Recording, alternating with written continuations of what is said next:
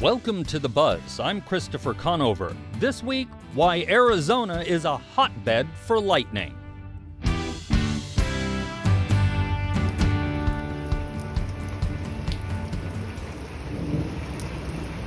The skies of Arizona have been crackling this week. Along with much-needed rain, the monsoons often bring spectacular shows of lightning sparking from cloud to cloud and downward towards the ground. Southern Arizona is particularly rich with these displays during the summer rains. But why? To start this week's show, we talk with Ron Hawley, a meteorologist and co-author of Flashes of Brilliance, The Science and Wonder of Arizona Lightning. I started our conversation by asking him what it is about a storm that causes electricity to form inside. All lightning, amazingly enough, has an upper part where the temperature is colder than freezing. Even when it's hot here, the very top of the cloud that produces lightning is colder than freezing, minus 5 to 15 Celsius. So what's needed is a updraft, which is going from near the ground up high, and it's carrying charges from the lower part of the atmosphere to the upper part of the atmosphere, and it becomes unbalanced. There's a lot of disagreement about the details, but what happens is there is small hail, there's ice crystals, and there's super cooled droplets. Those three are necessary in the updraft. From there, it starts. Somebody listening to this is going to say, wait a minute, freezing temperatures and summer monsoons are two words that often do not go together. So why do our monsoon storms have so much lightning? I'm guessing the temperature on the ground doesn't necessarily have a lot to do with it. Indirectly, it does, in that the surface temperatures are so high that the updrafts are formed, and we have a lot of mountains. And so the mountains are the ones that force the air to go vertically. Air doesn't compress and it doesn't run into the mountains, so it goes up. So those are the ones that really force the most amounts of lightning. Which I guess is why we don't have a lot of winter lightning, because you don't get that same updraft from the heat. Right. In the wintertime, you can have it, but it has to be a widespread updraft, which is much slower. It's still colder than freezing up where the lightning is being formed.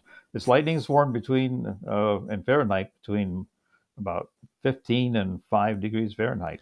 That's chilly. Boy, we would all like that right now, I think, as we continue our run of 100-plus degree days down. Yes, for sure. So before humans became the top cause for wildfires in our area, lightning was what caused most of the fires. Are our storms any more likely to include lightning strikes that reach the ground than storms elsewhere?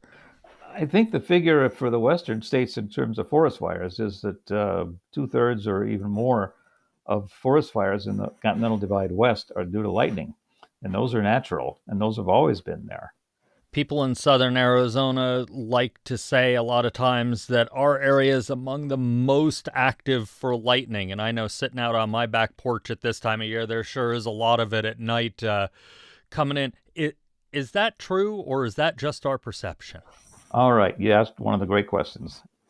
I just co-authored a book on lightning in Arizona, only lightning and only Arizona, with a recent PhD student from the University of Arizona, Dila Zhang. And we have a chapter called Arizona is the Lightning Photography Capital of the U.S. It's not the lightning capital of the U.S. That's in Florida. But during the season of July, August, and September in Arizona, we actually have 90% of our lightning in a very short period. And I looked up recently what the number is for the rest of the country. It's 40% during July, August, and September. So we have one of the most concentrated lightning seasons in the country, maybe in the world. So when it's here, we rival Florida, but the season is too short to rival Florida in terms of the whole year. All right, I have to ask, I admit I'm one of those people who chases lightning around from a distance, generally pretty safely, to take photos like so many of us do. Why are we in southern Arizona the lightning photography capital? Well, there's a number of factors comes together. First, we have high cloud bases so that the lightning channel is visible from way up high all the way to the ground. In Florida, I worked there for a number of years. there's just a little sliver on the horizon from the cloud base down. So it isn't all that spectacular most of the time. We have remarkable sunsets, we have saguaros, and we have mountains. And so you put all those together and you really have the ingredients. It's one of the great lightning photography places in the world, actually. I have to ask a lightning question. As someone, I grew up in Florida, so I'm familiar with lightning there, obviously familiar with lightning here. And I've heard two different versions of this. Does lightning go from the cloud to the ground or the ground to the cloud? Both and neither. Okay. All right. The cloud forms up in this cold layer, colder than freezing. The cloud to ground lightning we're talking about here. It comes down in steps and it reaches down to the ground, and then the light goes up the channel. But this all happens so fast you can't see it. So people say, "Oh, I saw it." It's in milliseconds. So there's a very faint channel that comes downward from the cloud, from the lightning production charge region, down to the ground, and then when it contacts the ground, then the light goes roaring back up that channel. When it comes to lightning in our area that we get through the monsoon, is it particularly unique? Do we get more of that in-cloud lightning, what my dad used to call sheet lightning, or do we get more of the very photogenic and spectacular cloud-to-ground lightning from the monsoon? I don't think we have any different amounts of cloud lightning. The whole special situation here in Arizona, especially in the southern part, is that we can see so much further, and we have such clear air, and the cloud bases are so high. So we're seeing a whole lot more than I grew up in Indiana. The cloud base is low, and the lightning, you can just see the bottoms of the clouds. Whenever we talk about weather, people always talk about climate change and things like that. Does that affect the formation of lightning at all? Do we see more lightning than we used to, or not? We haven't been able to see anything in terms of a trend.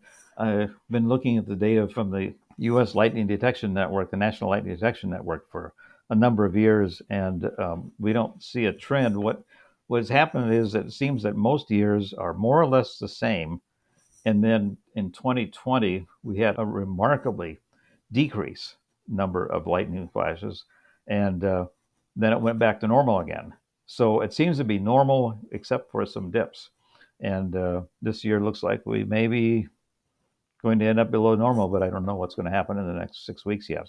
Yeah, trends are really tough. It's so variable from year to year that it's not like temperature where you have a long record. We just have about 10 or 15 years of fairly stable data. Is there one part of the state that gets more lightning than the other, or is it really just, if you're near the mountains and it's monsoon season, look out?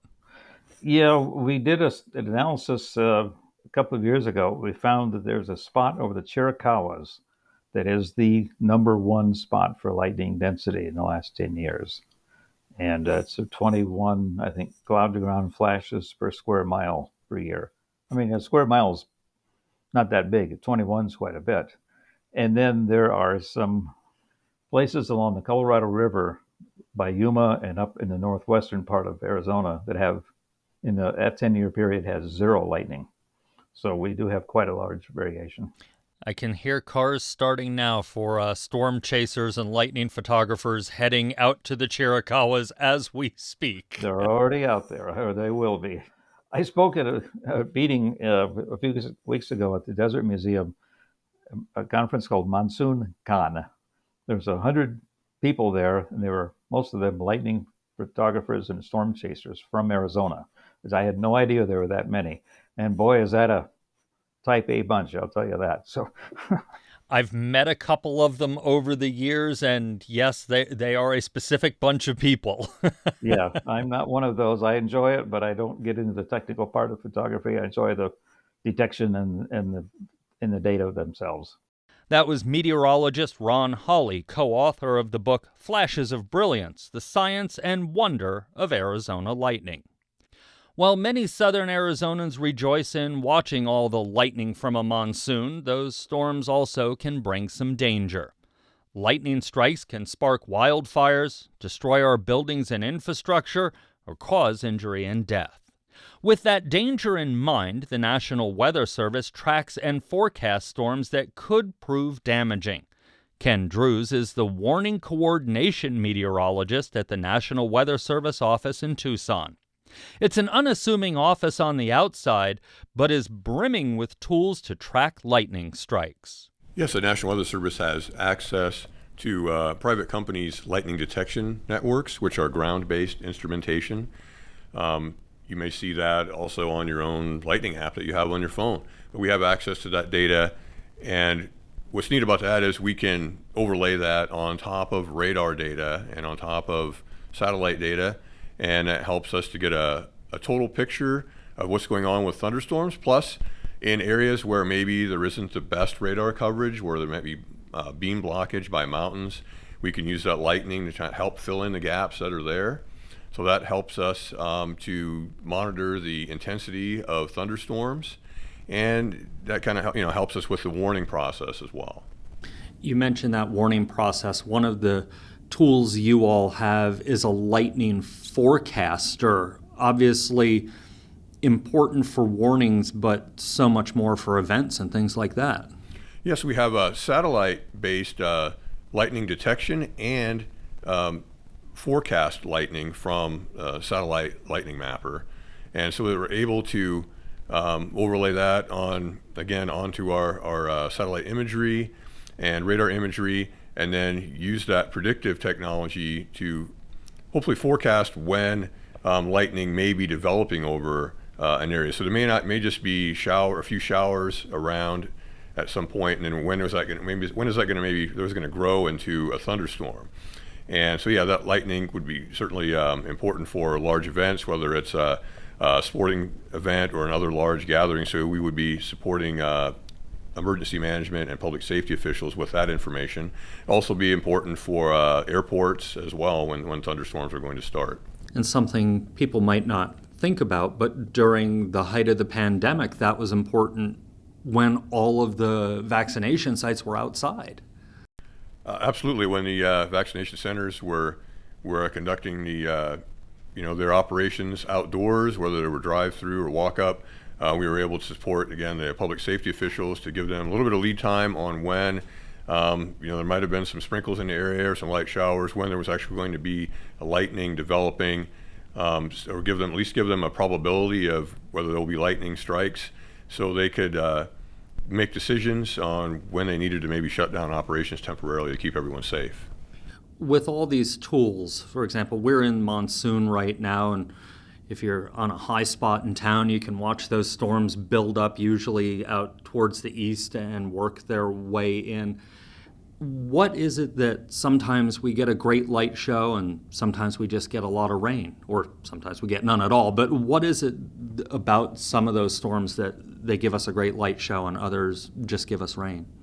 Yeah, it kind of depends on some of the atmospheric variables that are in place with the thunderstorms. Sometimes when you have, say, more of a tropical influence, a lot of times when there's a lot more moisture, maybe not as high of thunderstorm tops. Sometimes you don't get that as much hail development in the clouds. You need to have that ice development in the clouds to get build up that electric charge that ultimately leads to lightning. So sometimes in those events you don't get as much lightning when you have that. But usually in Arizona, most of our thunderstorms we get during the monsoon do produce a lot of lightning, very productive lightning producers. What do you do with, beyond public safety, all of that lightning data? Is there something you all are looking at scientifically, or is it all just public safety predictive? Well, a lot of it's public safety, but we are doing some research on the relationship between what we're calling lightning jumps, or large increases in the number of lightning strikes that may occur in maybe over a 5 to 10 minute period within an individual thunderstorm, and trying to relate that to whether that's kind of a trigger for when storms become severe or start producing more of these damaging winds and hail. There is some relationship there, and we're doing some research on that to develop a better correlation between the two. So it's not just prediction. There's real science going on here, too. Absolutely.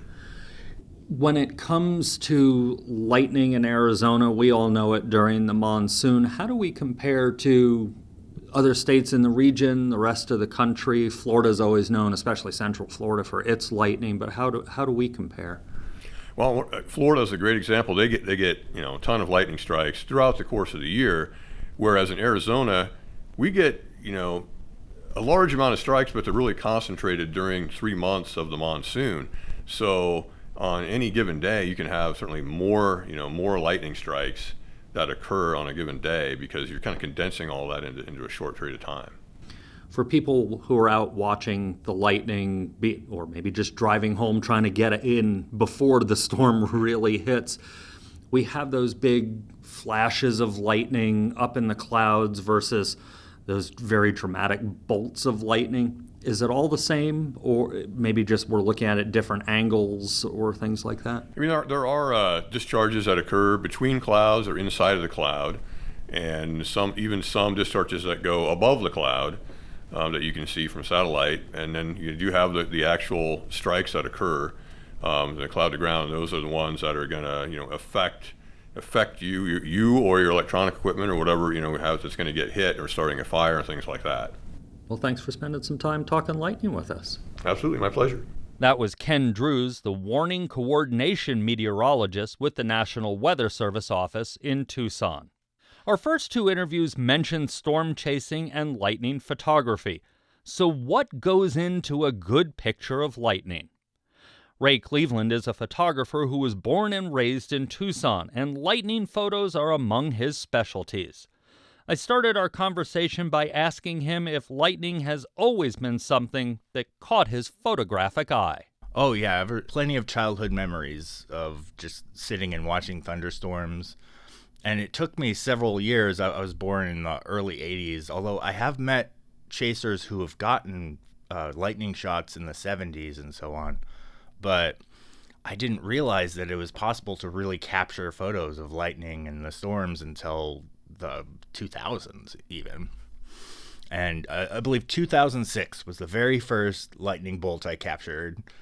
It was on the 4th of July, which is usually when all of the monsoon storms start here, with the exception of this year. It is a handheld shot with my point and shoot camera. And I got some fireworks and lightning in the same shot. So not on purpose, I'm guessing. It was just it was a complete luck. Luck. It was about a 4-second exposure. I've gone back and looked at the metadata since, but I wasn't able to recreate it until years later. Because I always thought, and a lot of people initially do think, that in order to capture lightning, you need to trigger it right away. But no human being really has that good of reaction time. It's all luck if you try it that way. The true secret behind it is to do a longer exposure. I was going to ask you about that as someone who has taken up storm chasing and lightning photography since the start of the pandemic. It was a good way to be outside. And yeah, I learned that real quickly. You'll never get that shot. It's possible. I've done it before. Okay, it's possible, but the chances are, yeah. I've gotten a couple, but yeah, you have to do longer exposures. Mm-hmm. Is that purely just to increase the luck, or is there a photographic reason also to do those longer exposures? It increases the chances very dramatically. Basically, the simple science behind it would be that your sensor on the camera is capturing all light that comes into it. And since lightning is typically, especially at night, brighter than everything around it, if you're exposing for like 30 seconds or something, it will show up bright still on that image because it's the most light that's emitted from that area. And that's why you get the cool tendrils off the main bolts and all that, I would assume, that way. Yeah, there's a few types of lightning that like strike repeatedly and look kind of like ribbons in the shot. And there's a bunch of really interesting like subgenres of lightning out there that are really fun to try to catch. You're a published professional photographer, so we don't want you to give away all the secrets because it is your livelihood. So somebody listening to this says, that's it, I'm going to go do this. without giving it all away, because again, you are a professional, it is your job, what are some things they need to think about when it comes to lightning photography? You just talked about longer exposures, but can I take any DSLR, or if you still have an SLR that runs film? Yeah, just about any DSLR has a port on it where you can use a remote trigger. If you get really into it, you can invest in a lightning sensor trigger. Essentially, there's a sensor out there that detects the infrared that precedes a lightning bolt, and that will trigger your camera to get it. But that's not necessary at nighttime. That's mostly for capturing daytime bolts. At nighttime, you can get a really simple, cheap shutter remote or shutter release cable that has a locking mechanism, and just have it locked. Or you can have your camera on bulb mode, which keeps the shutter open as long as you have it triggered or locked. But essentially, I like putting manual mode to like 15, 10, 30 seconds, or however long you want to capture all the light in your scene. When it's really dark, you wind up getting with longer and longer exposures. And the other settings seems a little bit counterintuitive, because lightning is so bright, you want to stop it down a little bit with the f-stop. I probably stick around f8 or so, which is very counterintuitive at nighttime. But when you get a really bright lightning bolt, it will blow out the sensor and look super, super bright on your shot. And so I tend to try to stop it down to prevent that.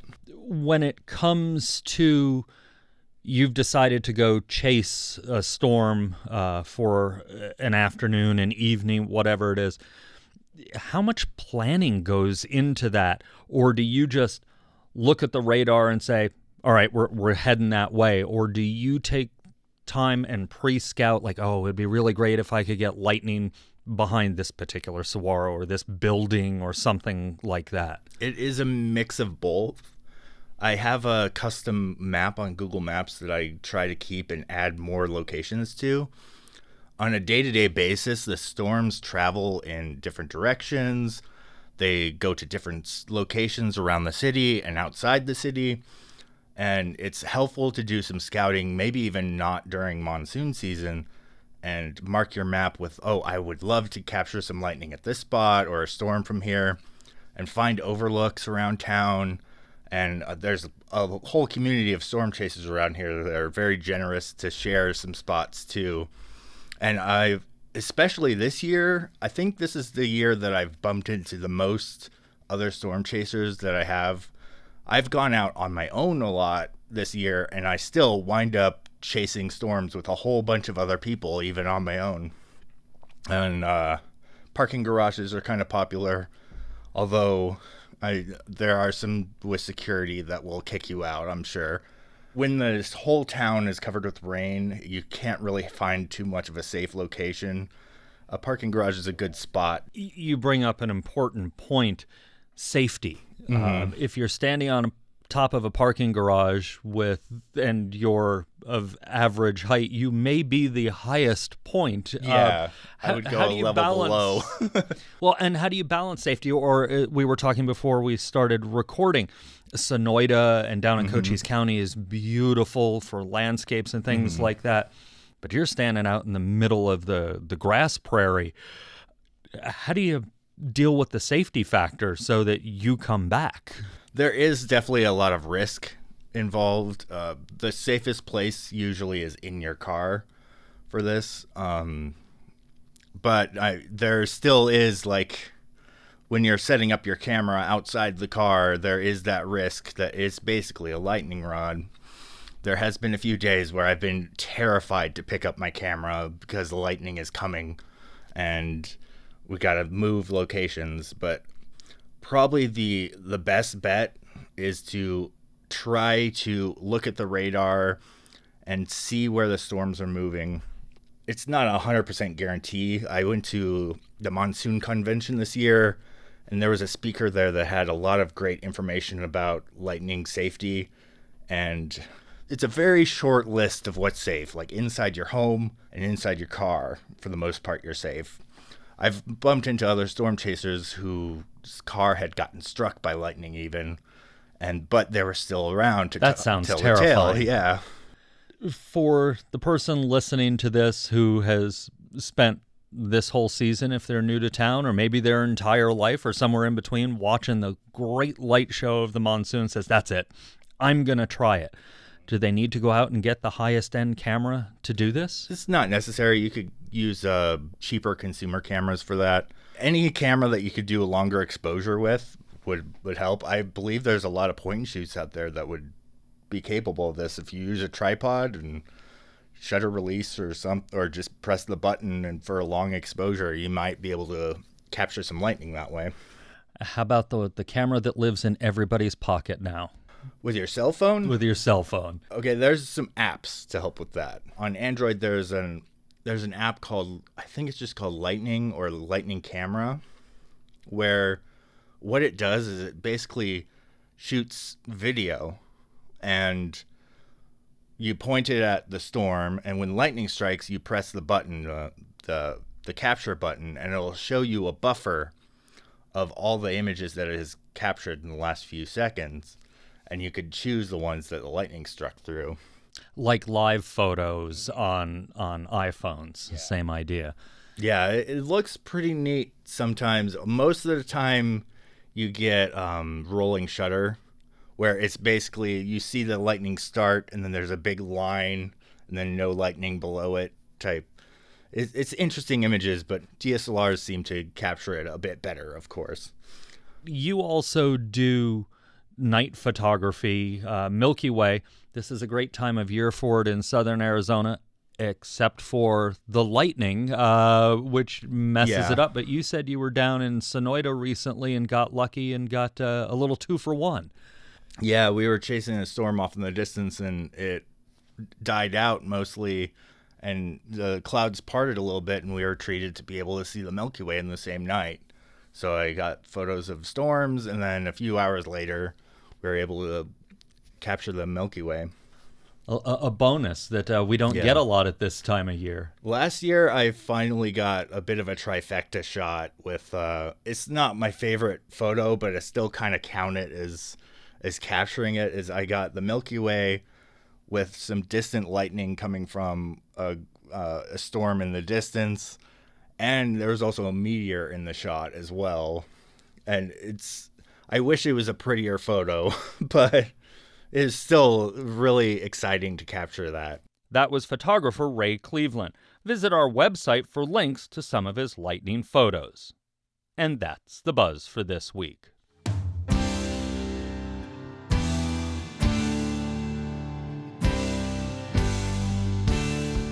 You can find all our episodes online at azpm.org and subscribe to our show wherever you get your podcasts. Just search for The Buzz Arizona. We're also on the NPR app. Zach Ziegler is our producer with production help from Desiree Tucker. Our music is by Enter the Haggis. I'm Christopher Conover. Thanks for listening. Arizona Public Media's original programming is made possible in part by the Community Service Grant from the Corporation for Public Broadcasting.